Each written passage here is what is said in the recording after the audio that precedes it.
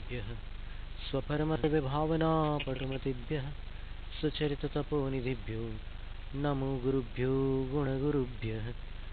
छत्तीसगुणसमग्रे पंचविहाचारकरणसुन्दरिसे शिष्यानुग्रहकुशले धम्मायिरे सदा वन्दे गुरुभक्तिसंयमेनया तरन्ति संसारसागरं घोरं छिन्नन्ति अर्थकामं जम्मणमरणं न पावन्ति ये नित्यं व्रतमन्त्रहोमनिरता ध्यानाग्निहोत्राकुलाः षट्कर्माविरतास्तपोधनधनाः साधुक्रियाः साधवः शीलप्रावरणा गुणप्रहरणा चन्द्रार्कतेजोदिका मोक्षद्वारकपाटपाटनभटाः प्रीणन्तु मां साधवः गुरवः पान्तु नो नित्यं ज्ञानदर्शननायकाः चारित्रार्णवगम्भीरा मोक्षमार्गोपदेशकाः। इच्छामि भन्ते आयर्यभक्तिकौत्सगौकौ तत्सालोच्यं सम्मृणान सम्मदंसन सम्मचरित्रजुत्ताणं पञ्चविहाचाराणम् आयर्याणं नित्यकालम् अंचेमि पूजेमि वन्दामि नमंसामि दुःखखौ कम्मखौ भूयिलाहो सुवैगमनं समाहिमरणं जणुगुणसम्पत्तिहूमज्जम् मोक्षमार्गस्य नेतारं भेत्तारं कर्मभूभृतां ज्ञातारं विश्वतत्त्वानां वन्दे तद्गुणलब्धये। तत्वार्थ सूत्र ग्रंथ का स्वाध्याय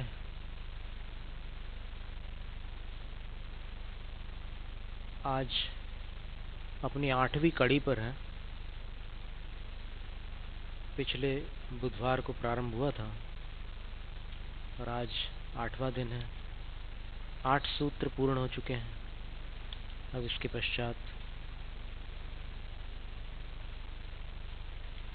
सम्यक ज्ञान का विवरण है।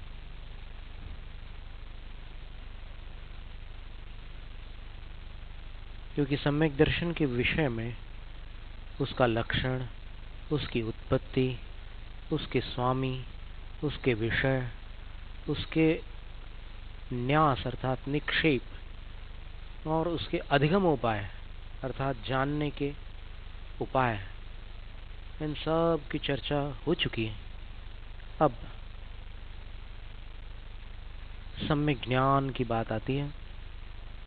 सम्यक दर्शन से संबंध रखने वाले जीवादिकों का भी वर्णन हो चुका। अब सम्यक ज्ञान की बारी है। मतिश्रुतावधि मनः पर्यय केवलानि ज्ञानम।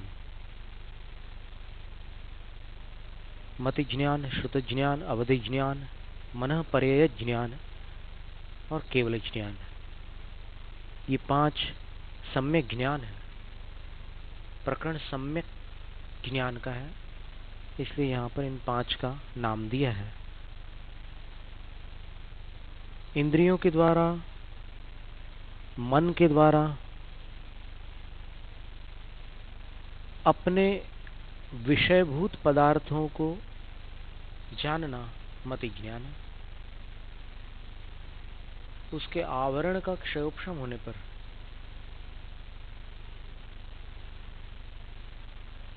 जो विचार किया जाता है, सुना जाता है अथवा जो सुनता है, उसको श्रुत ज्ञान कहते हैं। किसके आवरण का क्षयोपशम? श्रुत ज्ञान आवरण का।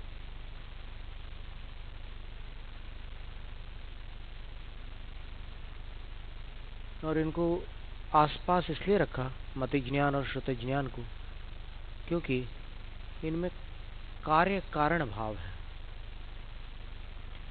और ये बात आगामी सूत्र में कहीं कहने वाले हैं आचार्य उमा स्वामी जी कि मति ज्ञान के कारण श्रुत ज्ञान उत्पन्न होता है। यदि मति ज्ञान नहीं होगा तो श्रुत ज्ञान उत्पन्न नहीं होगा। तो मति ज्ञान का कार्य श्रुत ज्ञान है। और अवागधानादवच्छिन्न विषयाद्वा अवधि, नीचे की ओर जानने वाला अथवा सीमित जानने वाला अवधि ज्ञान कहलाता है। फिर किसी के मन की बात को जान लेने वाला मनः पर्यय है। और सब कुछ जान लेने वाला केवल ज्ञान है। केवल शब्द का अर्थ है केवल, किसी की सहायता बगैर, केवल असहायम, इंद्रियों की, मन की और बाह्य आलंबनों की किसी सहायता को केवल ज्ञान स्वीकार न करके जानता है, इसलिए उसका नाम केवल ज्ञान। वो सर्वोपरि है, उससे बाहर कुछ भी नहीं है, सब कुछ केवल ज्ञान का विषयभूत है। और चूंकि वो केवल ज्ञान अंत में प्राप्त किया जाता है, इसलिए सूत्र में केवलानी आखिरी में दिया हुआ है।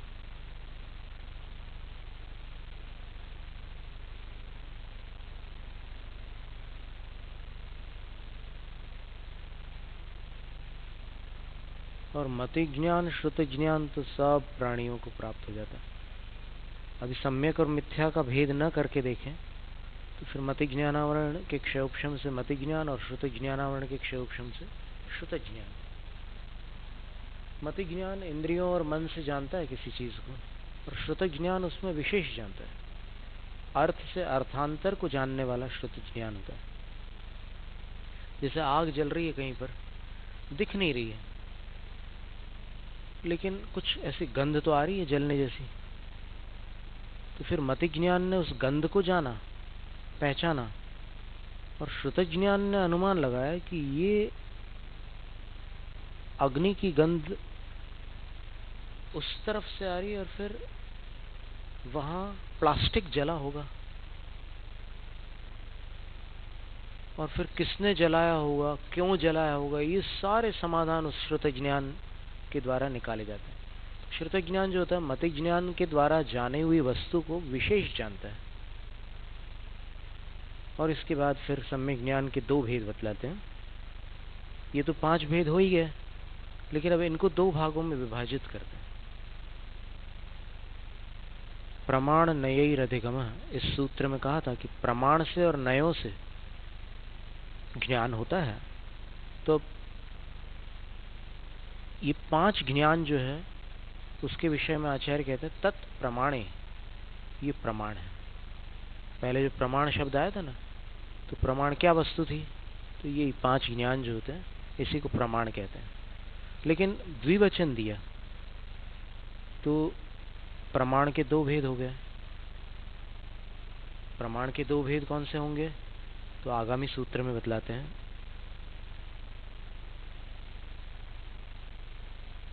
आद्ये परोक्षम, 5 में से शुरू के जो 2 ज्ञान थे वो परोक्ष, तो परोक्ष प्रमाण हो गया एक। परोक्ष का अर्थ होता है किसी के सहारे जो जानता है, उसको परोक्ष कहते हैं। प्रत्यक्ष, मन्यत, और बाकी जो अन्य है, अन्य का मतलब अवधि, मन, पर्याय और केवल, ये जो ज्ञान है ये प्रत्यक्ष ज्ञान है।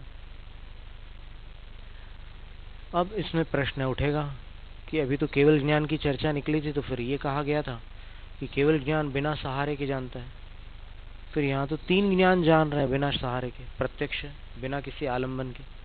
लेकिन नहीं, उन 3 ज्ञानों में से जो अवधि और मन पर्याय ज्ञान है, उनको ज्ञानावरण के क्षयोपशम का आलंबन लेना पड़ता है। भले वो इंद्रियों और मन से न जाने, लेकिन ज्ञानावरण के क्षयोपशम का सहारा उनको लेना पड़ता है। इसलिए वो सकल प्रत्यक्ष नहीं है, प्रत्यक्ष होते हुए भी देश प्रत्यक्ष, विकल प्रत्यक्ष। और केवल ज्ञान जो है उसको किसी का सहारा नहीं, अपने आप में पर्याप्त हो, इसलिए वो सकल प्रत्यक्ष। इसके बाद मति ज्ञान के नामांतर बतलाते हैं। मति स्मृति संज्ञा चिंता अभिनिबोध इत्यनर्थांतरम। मति कह लो, स्मृति, संज्ञा, चिंता, अभिनिबोध, ऐसे जो भी शब्द हैं ये अनर्थांतरम, अर्थांतर नहीं है, कोई अलग अलग वस्तुएं नहीं है। ये जो मति ज्ञान है स्मृति, संज्ञा, चिंता, अभिनिबोध, ये सब एक ही है। फिर भी एक किस अपेक्षा से है ये समझना होगा, क्योंकि मति ज्ञानावरण के क्षयोपशम से ये सारे बनते हैं।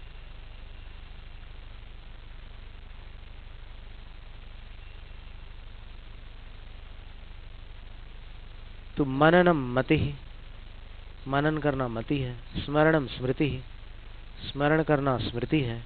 संज्ञानम संज्ञा,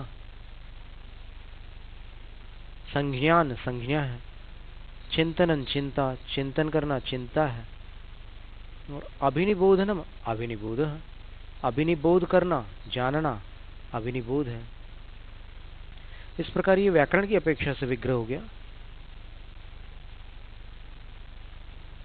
तो इन सब में प्रकृति भेद तो है, लेकिन फिर भी रूढ़ी के बल की प्राप्ति से इनको पर्याय शब्द कह दिया। जैसे इंद्र कह दो, शक्र कह दो, पुरंदर कह दो, सब एक ही है, लेकिन फिर भी कुछ क्रियाओं के भेद की अपेक्षा से ये सारी संज्ञाएं बनी हैं।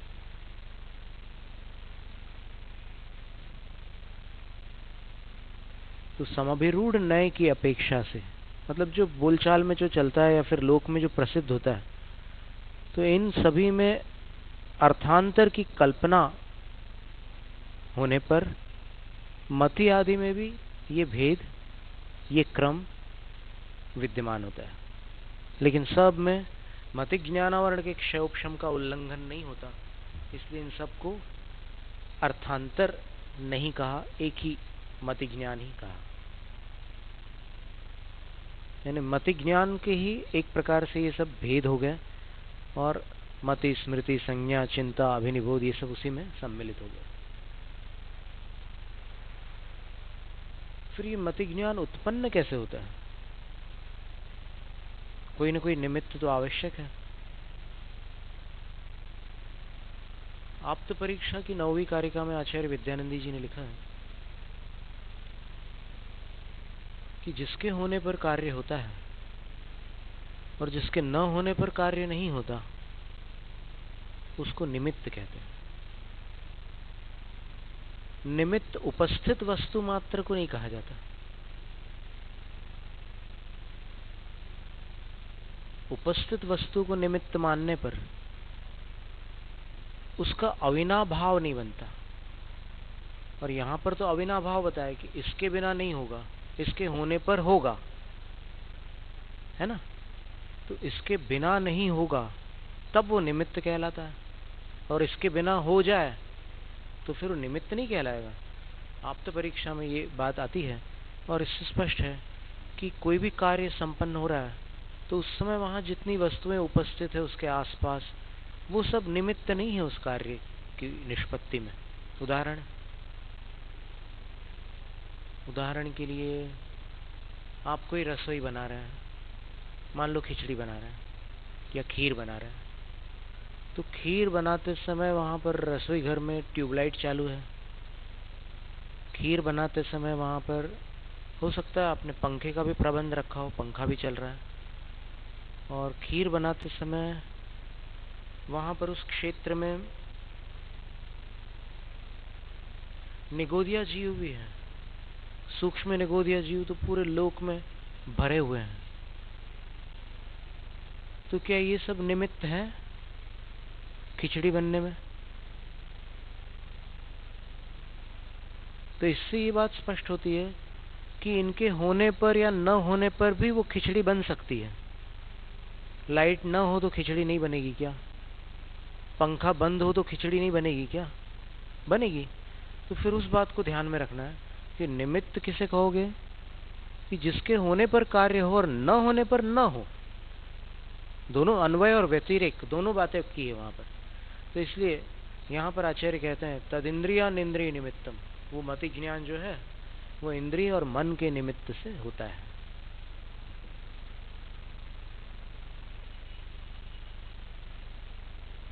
अवग्रहेहावाय धारणा,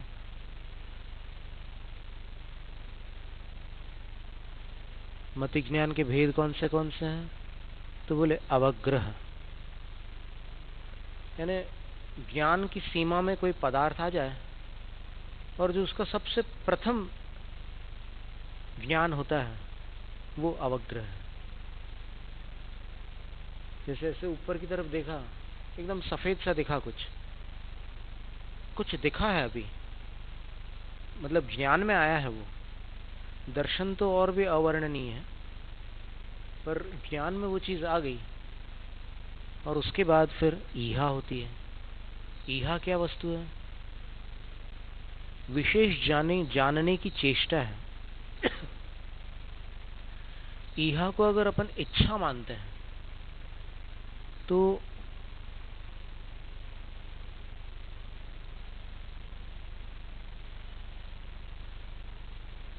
इच्छा, वो राग जनित इच्छा मानने पर दिक्कत आ जाएगी, क्योंकि वो रागात्मक जो इच्छा होती है ना, वो कषाय जनित होती है। और यहां पर विशेष जानने के लिए ज्ञान अभिमुख होता है। जानी हुई वस्तु को विशेष जानने के लिए, ये सफेद क्या उड़ रहा है, पतंग है या फिर पक्षी है, ऐसे विशेष जानने के लिए ज्ञान अभिमुख होता है, वो ईहा है।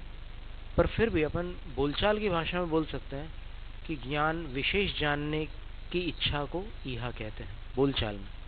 लेकिन सूक्ष्मता से अपन विचार करेंगे तो इच्छा तो कषाय की पर्याय है, तो उसको कषाय और ज्ञान को एक नहीं कर सकते। ज्ञान तो जानने रूप होता है और कषाय जो होते हैं चाहने रूप होती है। फिर अवाय, अवाय का अर्थ होता है निर्णय। देखा उसमें पंख फड़फड़ा रहे थे तो फिर समझ लिया कि पतंग नहीं है, ये तो पक्षी है, आ गया, अवाय हो गया। और उसके बाद फिर वो याद रह जाए, तो उस याद रखने में जो एक अंदर ज्ञान ने काम किया है उसका नाम है धारणा। अवग्रह, ईहा, अवाय और धारणा, इस तरह से मति ज्ञान के इतने सारे भेद हो गए। अभी मति ज्ञान कैसी कैसी अवस्थाओं को विषय करता है, तो बोलते हैं बहुविध क्षिप्रा निःसृतानुक्त ध्रुवाणान सेतराणाम। बहु यानी बहुत सारी चीजें हो एक साथ, तो मति ज्ञान उसको ग्रहण कर सकता है। बहुविध, बहुत प्रकार की चीजें हो तो भी ग्रहण कर सकता है।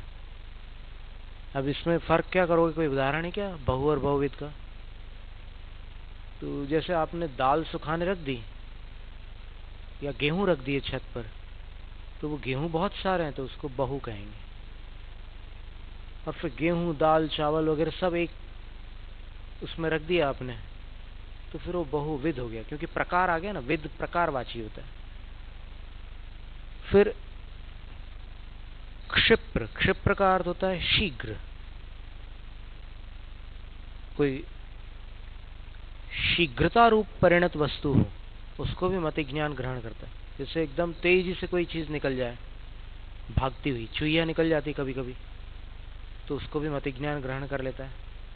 फिर अनिःसृत, अनिःसृत का अर्थ होता है कोई चीज ऐसी है कि जो अभी पूरी की पूरी निकली हुई नहीं है, थोड़ा सा हिस्सा उसका दिख रहा है अपने को।